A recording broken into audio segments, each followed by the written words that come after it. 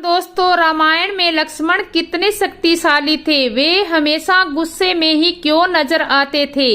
लक्ष्मण खुद शेषनाग का अवतार थे। शेषनाग को तो क्रोध के लिए जाने ही जाते हैं।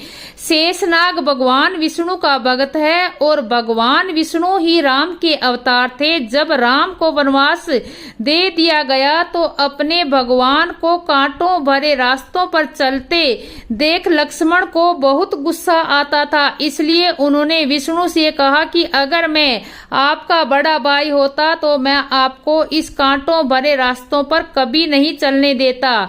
इसलिए द्वापर युग में शेषनाग ने बड़े भाई बलराम के रूप में जन्म लिया था। अगर आप शक्ति की बात करते हैं कि लक्ष्मण कितने शक्तिशाली थे, तो रामायण में जितना भगवान राम ने अपने कर्तव्य का पालन किया उतना ही लक्ष्मण ने भी किया। बिना लक्ष्मण के रामायण अधूरी है। लक्ष्मण एक आदर्श अनुज है। राम को पिता के वनवास दिया, किंतु लक्ष्मण राम के साथ स्वेच्छा के वन गमन करते हैं। राम के साथ माता सीता उनके साथ गई, परंतु लक्ष्मण ने अपनी पत्नी को भी महल में छोड़कर अपने बड़े भाई के साथ 14 वर्ष का वनवास का निर्णय लिया। जब मार्ग में सीता माता के आभूषण मिलते हैं तो राम लक्ष्मण से पूछते हैं, हे लक्ष्मण, क्या तुम इन आभूषणों को पहचानते हो? लक्ष्मण ने उत्तर दिया, मैं तो प्रतिदिन माता सीता के चरण स्पर्श करता था, अतः उनके पैरों के आभूषण को ही पहचानता हूँ। लक्ष्मण रामायण में अत्यंत शक्तिशाली है। उनके अंदर भाई के लिए निस्वार्थ प्रेम, अपनी भाभी के लिए अत्यंत आदर और गुरुजनों के लिए एक आज्ञाकारी शिष्य को अपने हर कर्तव्य को निष्ठा के साथ निभाते हैं और अंत तक भगवान राम के हर आदेश का पालन करते रहते हैं। समय जिसके अधीन हो वो काल के भी काल हो, जिसको संहार का देवता कहा जाता है, जो मृत्युजय है, जिसके शरण में जाने से आपको अकाल मृत्यु भी हो सकती है, जो धीर है, जो शिथिर है, जो हल्लाहल को अपने गले में समाये बैठे हैं, जिनका आभूषण विषधर है, जो देवता राक्षस और मानव को बीच में फर्क नहीं करते, जिनको मनाना बहुत सरल है, वो भोलेनाथ के भगवान के भोलेनाथ है। ऐसे देवों के देव देवताओं, ऐसे कालों के काल, भगवान को मेरा सत सत नमस्कार।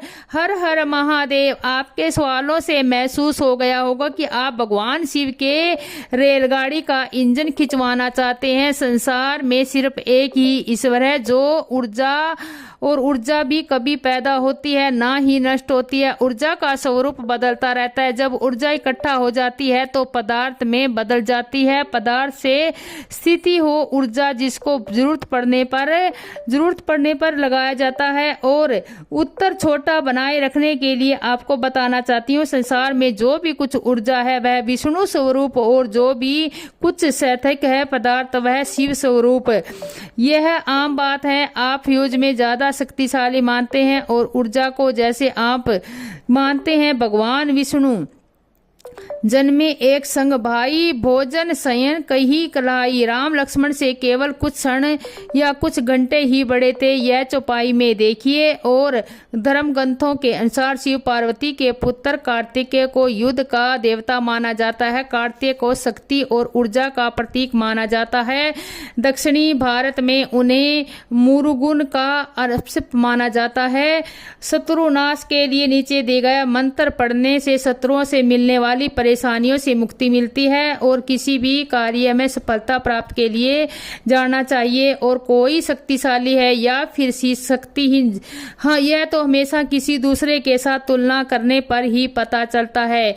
ज्ञानी व्यक्ति बहुत लंबा रास्ता तय करने के लिए बाद में बड़ी कठिन समस्या का ज्ञानी कहलाता है। इसी प्रकार भगत भी बहुत लंबा रास्ता तय करने के बाद और बड़ी कठिन तपस्या के बाद भक्ति का उपासक होता है। ज्ञानी क्योंकि मर्द, इसलिए माया औरत होने के नाते अपनी तरफ से आकर्षित कर सब उपलब्धियों को पानी फेर कर मटिया मटी कर देती है और भाई राजनीति तो न करवा दे ना कहलवा दे तो वो कम है। और वैसे तो रामायण में चारों भाइयों की तुलना नहीं की जा सकती। लक्ष्मण जी शेषनाग अवतार थे, भरत जी धर्मावतार थे। जहां भरत जो जी त्यागी थे और लक्ष्मण जी महावीर थे, परंतु ये बड़ा पड़ गया। लक्ष्मण जी ने उसे इंद्रजित को मारा था और उसे वह अजय था। तब लक्ष्मण जी को भरत जी से थोड़ा ऊपर रखा जाता है।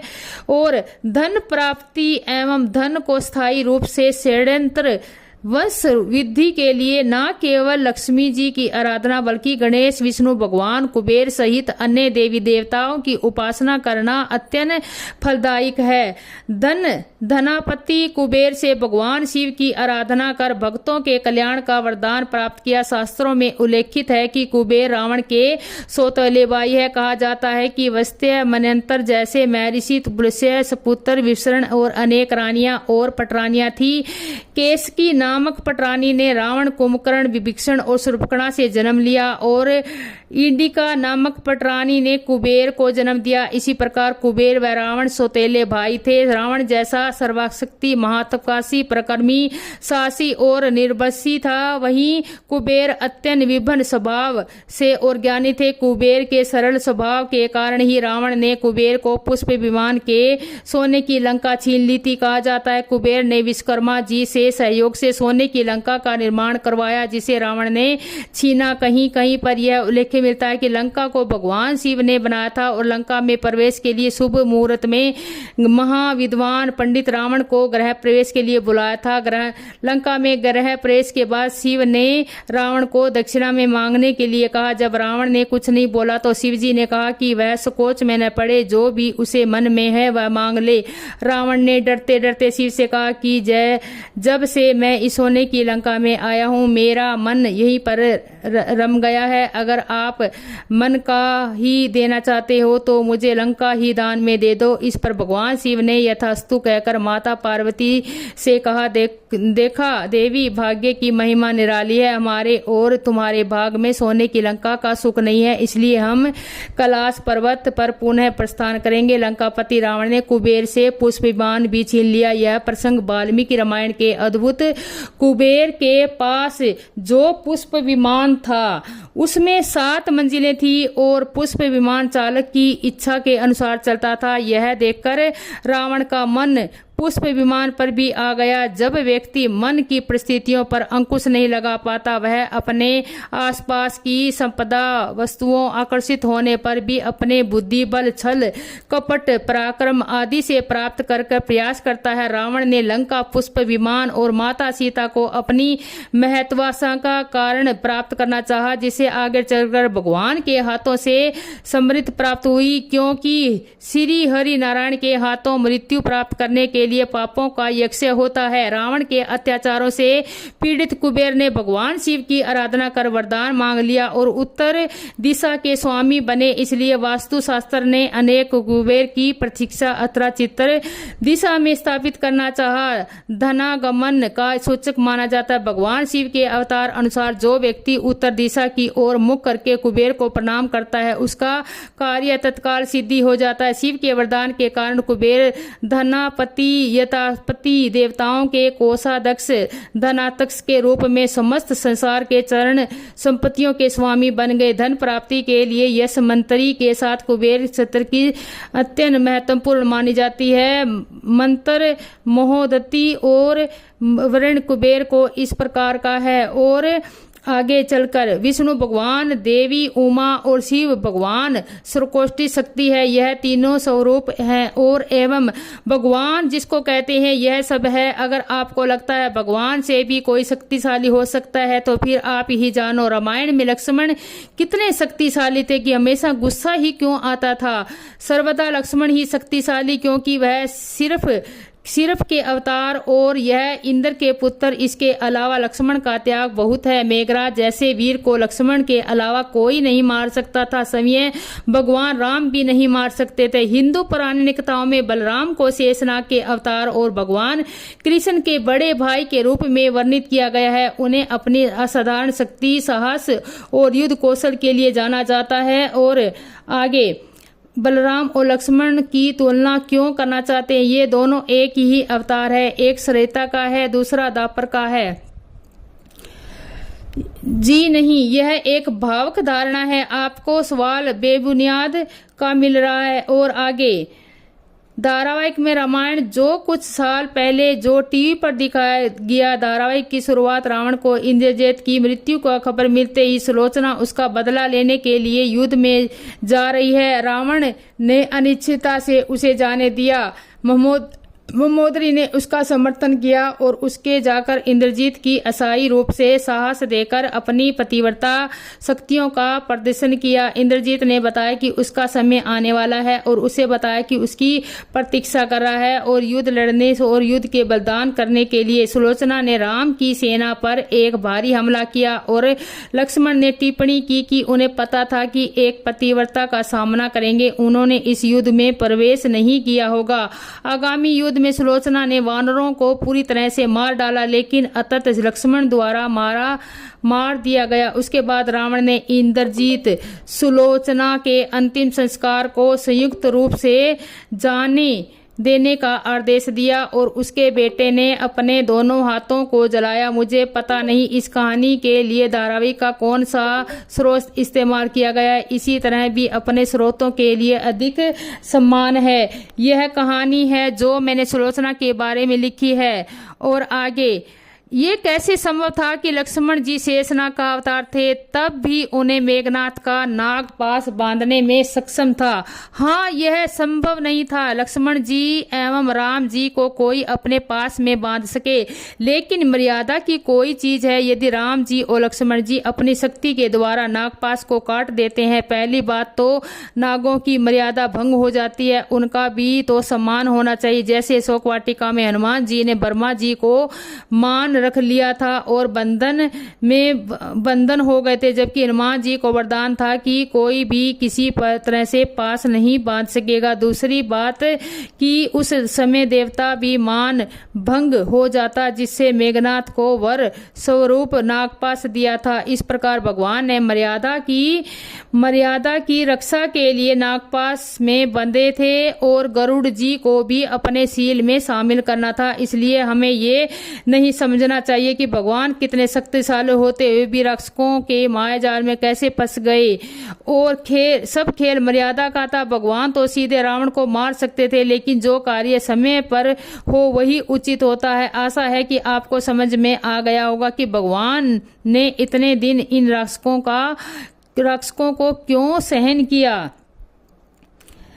क्या मेघनाथ सच में लक्ष्मण से बड़ा धनुधर था? मेघनाथ माया युद्ध में निपुण था, लेकिन यह बात सच नहीं है कि वो लक्ष्मण जी से बड़ा अनुधर था। बिना माया के तो मेघनाथ को अंगद जी भी हरा चुके थे और उनके हार के पश्चात तो गायब हो गया था। फिर उसने रात्रि होने पर छुपकर सर्पों को तीर बनाकर श्री राम और लक्ष्मण जी पर बरसाया। जी आज कल हम नागपाश के नाम से सब जानते हैं, लेकिन असल में वो कर्दृ के पुत्र नाम थे। उन्हीं नागों के बारे में जाकर गरुड़ जी ने उन्हें बंधन मुक्त कराने के लिए आया था। जब मेघनाथ ने ब्रह्मास्त्र वानरों पर चलाया, तब लक्ष्मण जी और राम जी दोनों ने उसका सामना कर सकते थे, लेकिन ब्रह्मा जी के वरदान की लाज रखने के लिए उन दोनों का उसका तिरस्कार नहीं किया। अगर वो चाहते तो वरदान न होने के बाद भी उसके ब्रह्मास्त्र का तिरस्कार कर सकते थे। और इन प्रसंग इन दोनों के युद्ध का जब इसमें अपनी माया से सब और अंधेरा कर दिया, तब इसमें देखा गया कि राम जी और लक्ष्मण जी को कोई भयंकर अस्त्र का संधान करने जा रहे थे, तो वह वहां से भाग गया।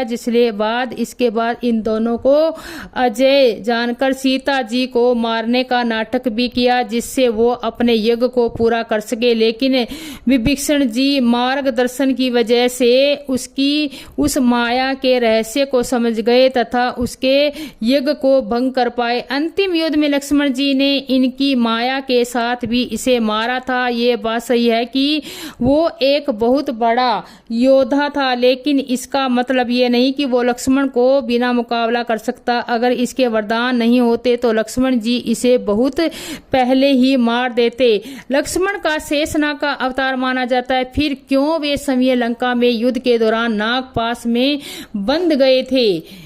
श्री हरि विष्णु जी और आदि शेषनाग जी का अवतार एक साधारण मनुष्य के रूप में हुआ है। श्री राम जी और लक्ष्मण जी इसलिए उन्हें सभी प्रकार के मनुष्यों को होने वाले कष्ट, विपत्ति, राजनीति आदि झेलने पड़े। उन्होंने अपने दूसरे अवतारों की तरफ कोई भी लीला नहीं करी, जैसे कि वामन भगवान, श्री कृष्ण आदि। जो भी उन्होंने पराक्रम दिखाया वो उन्होंने अपने गुरुओं से सीखा था। श्री राम और लक्ष्मण जी ने रावण को मारने के लिए नहीं अपितु जन कल्याण में संदेश पहुंचाने के लिए जन्म लिया था। जब लक्ष्मण जी स्वयं निष्पाप थे तो वह नागपाश से मूर्छित कैसे हो गए? आपका सवाल सही है कि ईश्वर वास्तव में ईश्वर होकर भी खुद की ईश्वरीय शक्ति को प्राप्त कैसे हो गए? एक बार की बात है, बताइए। हम सारे इंसान भी उस परम शक्ति के अंश हैं, फिर भी हम बीमार होते हैं, हमारे साथ दुर्घटना घटित होती है। वह क्यों? जबकि हम भी वही ईश्वरीय कण है। चलो माना कि हमसे उस ऊर्जा संपूर्ण रूप में न है, फिर उसका क्या जो ईश्वर के अधीन में रहते हैं, जो ईश्वरीय ऊर्जा से ओत स्रोत इंसान है, फिर भी शरीर को जो भी आदि महाकाश होती है वे उन पर असर करती हैं। चलो ये ब्रह्मांड मत्य भ्रम अस्थिर अस्तर आदि नादि कहा गया है। इस ब्रह्मांड में जो सृष्टि जनित निर्मित है उसे भी कुछ नियम होते हैं और नियमों का यहाँ आने वाले पर हर जीव पर उसका पालन करना पड़ता है। इस मुख्य कारण की वजह से ही लोग को ईश्वरीय अवतार कहलाए जाते हैं। इससे मर्यादा मानवों में श्रेष्ठ होने के बावजूद भी इस सृष्टि द्वारा संविधित सारे नियमों का मानना तथा उनका पालन पोषण करना उनकी जिम्मेदारी होती है, जिनका वे बेखूबी से इंतजार करते हैं। मेघनाथ कौन था और उसकी पत्नी का क्या नाम था? पहले तो मेघनाथ था, जिसका अर्थ होता है मेघ जैसी नाद नर करने वाला। ये नाम पहले तो मेघनाथ था जिसका अर्थ होता है मेघ जैसी नाद गर्जन करने वाला। इसका मुख्य कारण है कि श्री रामचरित्र में ही नहीं दिया, लेकिन जनमानस में और लोक कथाओं में इसका कारण सर्ववैदित है। मेघनाथ रामायण काल में सबसे भयंकर योद्धा था। उसने देवराज इंद्र को सीधे मुकाबले में हराया था, इसलिए उसे इंद्रजीत भी कहते हैं। वह अपने पिता का विश्वापात्र और उसको समर्पित उत्तरधारी पुत्र था। मेघनाथ रामायण में सबसे बड़ा महाअतिमकारी तथा योद्धाओं के वर्णन में अनुसार रामायण काल में सबसे बड़ा योद्धा स्वयं शिवयाकाली ही थे, जो पूरी सृष्टि को सत्यानाश अपने पशुपति अस्त्र के पलक झपकते ही कर सकते थे। श्री राम स्वयं महाविष्णु थे, अवतार थे, तब उन्होंने वहाँ कोई बड़ा योद्धा ही नहीं हो सकता कि श्री राम से किसी की तुलना करना उचित नहीं। मेघनाथ को देवी देवताओं से बहुत से अस्त्र शस्त्र और वरदान मिले थे, क्योंकि वह बड़ा ही समर्पित भगत था, तांत्रिक भी था। निभु कला देवी भी उस पर कृपा थी। मेघनाथ को मरने के लिए कुछ विशेष शर्तें थी, जिसमें ऐसा व्यक्ति जो 14 साल तक सोया न हो, जिसने चारपाई पर नींद न ली हो, जिसने 14 वर्ष तक पत्नी से दूर रहा हो, ब्रह्मचार्य अपनाया हो आदि बहुत से नियम थे, जिन्हें अपनाने वाला ही मेघनाथ का वध कर सकता था। जिस रावण का वध कर सकते हैं, लेकिन हनुमान, जामवंत, सुग्रीव, समय भगवान श्री राम इन शर्तों को पूरा नहीं करते और रावण वध से पहले मेघनाथ वध आवश्यक था। उसके बाद ही राजा से लड़ा जा सकता है। पूरे राम दल में लक्ष्मण ही ऐसे अकेले योद्धा थे जो 14 वर्षों तक अपनी पत्नी उर्मिला से दूर रहे और उर्मिला से निंद्रा देवी की अनुरोध कर उनकी नींद भी ले ली। इस पर उर्मिला लगातार सो रही थी और लक्ष्मण लगातार जग रहे थे और श्री राम और सीता की सेवा कर रहे थे। समर्पित भाव से लक्ष्मण जी उनकी सुरक्षा भी करते थे, इसलिए उनको प्रतिहार भी कहते हैं। मेघनाथ की पत्नी सती सुलोचना थी, जो सती थी। अतः रामदल ने अनेक अकेले लक्ष्मण ही नहीं थे, इसी ही तपस्या के कारण उनका नाम जाति हुआ था। जो भी जीत सकते हैं शेष अवतार थे, भगवान का भी एक अंश थे। शक्तिवान धैर्यवान थे। शेष जी बड़ा शक्तिवान कौन है? इसका धैर्य किसे है? जो पूरी तरह का भार उठाए हुए है।